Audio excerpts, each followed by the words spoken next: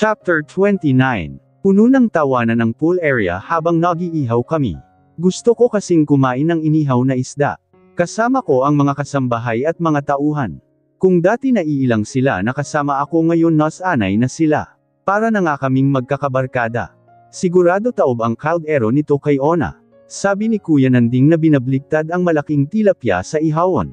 Hayan ka na naman Kuya Nanding, ako na naman ang nakita mo. May gusto ka talaga siguro sa akin. Ani Ona na nagpapaypay naman. Hoy, hindi ako pumapatol sa kapwa ko lalaki, saad ni Kuya Nanding na tila kinilabutan pa. Nagtawanan naman kaming lahat, silang dalawa talaga lagi nag-asaran, gravy ka sakin Kuya Nanding ha.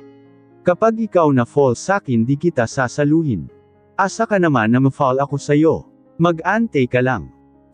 Kayong dalawa talaga, para kayong aso at pusa. Kapag kayong dalawa talaga nagkatuluyan. Hirit biro pa ni Manang Leng sa dalawa. Naku Manang, ayoko sa may edad na.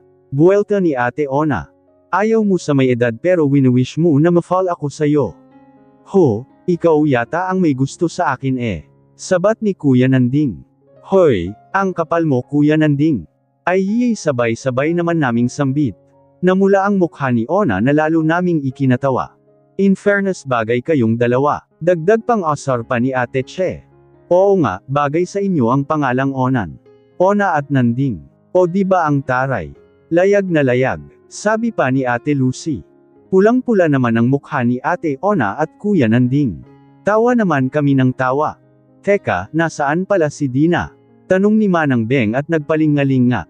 Nasa may garden Manang, nakita ko may kausap sa cellphone. Sabi Kuya Gordon. Napapansin ko lagi siyang may kausap sa cellphone. Tapos laging nasa malayo kapag may kausap parang ayaw ay parinig sa iba ang pag-uusap nila. Puna ni Ate Ona. Baka naman kasi boyfriend niya ang katawagan niya at nahihiyang marinig ng iba ang pag-uusap nila. Sabi ni Manang Leng. Wife. Natigilan kami sa huntahan at sabay-sabay na lumingon sa asawa ko na papalapit sa amin. Naka-jogger siya na gray at t-shirt na puti. Nakaslide din siya na itim at may hawak na cellphone. Linggo ngayon at wala kaming pasok parehas. Lumapit siya sa akin at hinalikan ako sa pisngi. Nagugutom ka na ba? Malapit na ta, sabi ko. Tiningnan niya ang mag-iniihaw namin at ngumiti. Alis muna ako wife. Kumunot ang noo ko. Saan ka pupunta? Kanila Kester lang, sandali lang ako babalik din ako agad. Ngumuso ako. Dito ka kakain ng lunch ha? Of course. Nagpaalam na siya sa akin. Di na niya pinasama si Gordon at siya na lang ang magde-drive. Isinalang ko na sa ihawan ang liempo at pinaypayan naman ito ni Ate Shesh. Siguradong mapaparami ang kain namin ito. Tumunog ang cellphone ko na nasa bulsa ng walking shorts ko. Dinukot ko ito at binuksan.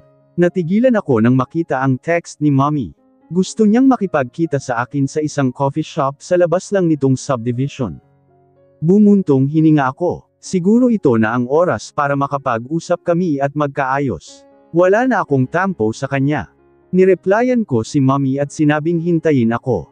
Binitawan ko ang hawak ko at nagpaalam kanila Manang Leng. Saan po kayo pupunta ma'am? Tanong ni Ate Ona. Sa labas lang ng subdivision, nakikipagkita si Mommy eh. Sabi ko. Samahan ko na kayo ma'am. Sabi ni Kuya Nanding at binigay na kay Kuya Gordon ang hawak niyang tong. Sige kuya sandali lang, kukunin ko lang yung wallet sa kwarto. Nag-excuse ako sa kanila at pumasok ng bahay. Halos takbuhin ko naghagdan. Pagpasok ko sa kwarto ay kinuha ko ang wallet ko. Sinipat ko pa ang hitsura ko sa harap ng life-sized mirror. Plain t-shirt na pink at puting walking short na above the knee ang suot ko. Ayos na ito. Lumabas na ako ng kwarto at nagmamadaling bumaba ng hagdan. Nakasalubong ko pa si Dina na nakatingin sa akin. Madaling-madali kayo ma'am ah. Saan po ang punta? Tanong ni Dina. Sa labas lang ng subdivision. Makikipagkita kay Mommy sa coffee shop. Siya nga pala hinahanap ka na nila Ate Che sa pool. Sige po pupunta na po ako doon. Ani Dina pero sa ibang direksyon, naman siya pumunta at binuntingting ang hawak na cellphone. Nagkibit balikat naman ako at lumabas na ng bahay. Nakaabang na si Kuya Nanding at nasa tabi ng sasakyan. Agad niya akong pinagbuksan ng pinto. Sumakay naman ako at kinabit ang seatbelt. Binuhay ko ang cellphone at tinext ang asawa ko para sabihing lumabas ako, kasama si Kuya Nanding para makipagkita kay Mommy. Wala pang 10 minuto ay nasa coffee shop na ako. Nakita ko si Mommy kasama si Steve sa isang table. Lumapit ako sa kanila. Tumayo naman si Mommy nang makita ako. Humalik ako sa pisngi niya. Salamat sa pagpunta anak. Ngumiti ako at tumango bago umupo sa katapat niyang upuan. Maiwan ko muna kayong dalawa dito sa mesa para makapag-usap kayo ng masinsinan. Sabi ni Steve at tumayo na. Lumabas siya ng coffee shop at nilapitan si Kuya Nanding. Ngayon ay kaming dalawa na lang ni Mommy ang nasa mesa. May lumapit sa amin na crew at hininga ang order namin. Umorder naman si Mommy ng kape, ako naman ay iced coffee ang inorder. Kamusta ka na anak? Tanong ni Mommy. Ayos lang po ako Mommy. Ngumiti siya. Malapit ka ng graduate. Excited na akong makita kang nakatoga. Ngumiti din ako sa kanya. 3 months na lang po Mommy gagraduate na ako. Tumango-tango siya at hinawakan ang kamay kong nakapatong sa mesa. Anak, malaki ang naging kasalanan ko sa'yo and I'm sorry ngayon lang ako, nagkalakas ng loob na makipag-usap sa'yo. Nahihiya kasi ako. Humihingi ako ng tawad sa ginawa ko. Wala na po sa akin yun Mommy. Hindi na po ako galit sa inyo, napatawad na po kita. Mangiyak-ngiyak naman nang umiti si Mommy at mahigpit na hinawakan ang kamay ko. Salamat anak. Masaya din ako na maayos na kayo ni Luis. Pangako ko din sa'yo na magbabagong buhay na ako. Hindi na ako nagsusugal anak. Na-promote na rin ako sa trabaho ko. At saka, magpapakasal na rin kami ni Steve. Napasinghap ako sa sinabi ni Mommy. Talaga po, magpapakasal na kayo ni Steve. Tumango siya. Oo anak, sana ayos lang sa'yo. Oo naman po Mommy, wala pong problema sa akin. Saka matagal naman na pong wala na si Daddy. Maganda ngayon para may kasama na kayo sa buhay. Boto po ko kay Steve. Mabait si Steve. Siya nga lang ang lalaking nagtiyaga kay Mommy. Nakikita ko ring mahal ni Steve si Mommy. Salamat anak, approval mo lang talaga, ang hinihintay ko bago kami magpakasal ni Steve sa huwes. Not-ouch naman ako sa sinabi ni Mommy, ibig sabihin lang nun ay mahalaga pa rin ako sa kanya. Kailan po kayo magpapakasal Mommy? Di pa sure ang petsa anak, nilalakad pa namin ni Steve, ang mga papel namin. Huwag kang mawawala ha, kayo ni Luis. Opo Mommy, syempre present ako sa kasal nyo. Nagtagal pa kami ni Mommy ng ilang minuto sa coffee shop. Namiss namin kakwentuhan ng isa't isa, inimbitahan ko rin siya sa bahay. Pero next time na lang daw dahil may pupuntahan pa sila ni Steve. Basta Mommy, anytime pwede kayong pumunta sa bahay sama nyo na rin si Yaya Daling. Sabi ko kay Mommy, nasa labas na kami ng coffee shop at nagpapalam na sa isa't isa. Kailangan ko na ring umuwi dahil magla-lunch na. Baka pauwi na rin asawa ko. Sige anak, next time pupunta kami ni Daling sa mansion nyo. Binalingan ko si Steve na nasa tabi ng kotse. Steve, ingatan mo si Mommy ha. Oo naman. Ako pa, boss ko yang Mommy mo. Nakangising sabi ni Steve. Oo nga under pala siya ni Mommy. Binalingan ko si Mommy at nagyakapan kaming dalawa. Hanggang lang sa loob dahil okay na kami. Namiss ko rin siya ng sobra. Next time magbonding naman tayo anak. Namiss kita ng sobra. Ani Mommy nang maghiwalay na kami. Yes Mommy. Nakangiting sabi ko. Nakarinig ako ng sadyat-git ng gulong. Kumunot ang noo ni Mommy at parang may tinitingnan sa likuran ko. Lumingon na rin ako. Nanlaki ang mata ko nang makita ko si Ara na nasa loob ng kotse at may hawak na baril at nakatutok sa akin. Huwag! Sigaw ni Mommy kasunod yun ay tinulak niya ako, napasalampak ako sa semento. Nakarinig ako ng isang putok kasunod ang pagbagsak ni Mommy sa semento. Nanlaki ang mata ko nang makita ang dagwang dibdib ni Mommy. Mommy! Sigaw ko at dinaluhan si Mommy. Beverly! Dinig kong sigaw din ni Steve. Mommy! Mommy! Umiiyak ng tawag ko kay Mommy nang pangkuhin ko ang ulo niya. Di siya nagsasalita at nakangiwi lang habang sapo ang dagwang dibdib. Beverly, Steve dalhin natin si Mommy sa hospital. Natatarantang sabi ko kay Steve. Ma'am Ivana hindi ko na po nahabol si Ma'am Ara. Sabi ni Kuya Nanding nang makalapit sa amin. Hayaan mo muna siya Kuya Nanding. Tulungan mo si Steve. Dadalhin natin si Mommy sa hospital. Opo, opo. Binuhat na ni Steve si Mommy, ay nalalayan naman siya ni Kuya Nanding. Sa likod ng kotse sinakay ni Steve si Mommy. Sumunod din ako. Kinalong ko ang ulo ni Mommy. Mommy, wag kang bibitaw please. Dadalhin ka na namin sa hospital. Umiiyak nang sabi ko. Pero hindi nagsasalita si Mommy at panay ungol lang kaya lalo akong nataranta. Malakas ang kabog ng puso ko sa takot at kaba. Steve, bilisan mo. Oo, heto na. Pinaandar na nga ni Steve ang kotse at pinasibad na sa kalsada. Nakita ko naman na nakasunod sa amin si Kuya Nanding. Paikot-ikot ako sa harap ng emergency room at hindi mapakali. Nanginginig ang kamay kung may bahid pa ng dugo ni Mommy. Di rin mampat ang luha ko sa pag-iyak. Ang puso ko ay tila gusto nang kumawala sa lakas ng kalabog nito. Wife. Nilingon ko ang asawa ko na bagong dating. Kasunod niya si Kuya Gordon. Bakas sa kanyang mukha ang pag-aalala. Malalaki ang hakbang na lumapit ako sa kanya at yamakap ng mahigpit. Sumubsob ako sa malapad niyang dibdib at doon binuhos ang luha. Niyakap din niya ako ng mahigpit at diniin ang labi sa tuktok ko. Babe, si Mommy, ayokong mawala siya. Umiiyak na sabi ko. Di mawawala si Mommy, okay. Bulong niya sa akin at hinimas-himas ang likod ko. Kumalas ako sa pagkakayakap sa kanya nang bumukas ang pinto ng emergency room. Lumabas ang tatlong nurse, tulak-tulak ang stretcher bed ni Mommy. Mommy. Nilapitan ko si Mommy na may nakakabit ng swero at oxygen. Dadalhin na po namin siya sa operating room para tanggalin ang nakabaong bala. Sabi ng isang lalaking nurse at nagmamadali na nga nilang tinulak ang stretcher bed ni Mommy papuntang operating room. Sumunod naman kami. Habang nasa operating room si Mommy ay hindi naman makalma ang puso ko. Kaba at takot lang ang nararamdaman ko. Panay din ang usual ko ng tahimik na dasal na sana ay makaligtas si Mommy. Ayokong maulila ulit. Ayokong mawalan ulit ng mahal sa buhay. Hindi man perpektong ina si Mommy pero mahal na mahal ko siya. Kinabig ako ng asawa ko sa balikat pasandig sa kanya. Hinalik-halikan niya ang buhok ko.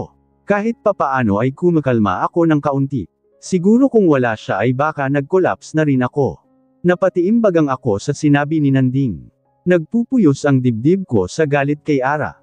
Kung nasa harapan ko lang siya ngayon ay pinilipot ko na ang leeg niya, ang asawa ko talaga ang pantirya niyang barilin. Humarang lang si Mommy Beverly kaya ito ang tinamaan. Pinaghahanap na ng mga pulis si Ara Iho. Mukhang nagtatago na siya ngayon. Kahit ang ama niya hindi rin alam kung nasaan siya. Nagulat din sa ginawa ng anak. Sabi ni attorney. Malamang pinagtatakpan niya ang anak niya. Maglabas ka ng malaking pabuya, attorney, para mabilis mahanap ang babaeng yan. Ako mismo ang papatay sa kanyang hiyep siya. Pigil ang galit na sabi ko. Sa galit ko ay pula na ang nakikita ko sa paligid. Tila paputok na rin ang lahat ng ugat sa katawan ko. Sige Iho, maglalabas ako ng malaking pabuya at ipapapaskil ko na rin sa mga mainstream media, ang mukha ni Ara para mabilis siyang makita. Tumango ako sa sinabi ni attorney. Boss, dumating na po sa mansion ang dagdag security na hiningi nyo sa agency. Pinapanto ko na rin po dito sila Waldo, Andres at Simon gaya po ng utos nyo. Balita sa akin ni Nanding. Mabuti naman. Humingi ako ng dagdag tauhan sa security agency, para sa kaligtasan ng asawa ko at ng mga tao sa mansion. Ngayong isa ng malaking threat si Ara sa buhay ng asawa ko, ay kailangan na ng dobleng seguridad hanggang di pa, nahuhuli ang hayop na babaeng yun. Sisiguraduhin kong sa kulungan na ang bagsak niya at mabubulok siya doon. Nagpaalam na si attorney na pupunta ng presinto para kumuha ng report sa mga pulis. Bumalik na ako sa loob ng hospital, iniwan ko lang saglit ang asawa ko, kay Yaya Daling at Ona para kausapin si attorney. Awang-awa nga ako sa kanya, dahil kanina pa siya iyak ng iyak. Ayoko siyang iwan dahil higit sa lahat ay ako ang kailangan niya ngayon. Nakalabas na ng operating room si Mommy Beverly at natanggal na ang bala. Pero kailangan namin siyang hintiyang magkamalay para masabing stable na ang kalagayan niya. Wife. Tinabihan ko ito sa upuan. Nasa labas kami ng ICU room kung nasaan si Mommy Beverly. Tumingin sa akin ang asawa ko. Hindi na siya umiiyak pero magtung-mugto naman ang mata niya. Namumula din ang maliit na matangos na ilong niya. Nagkapagpalit na rin siya ng damit na dala ni Ona.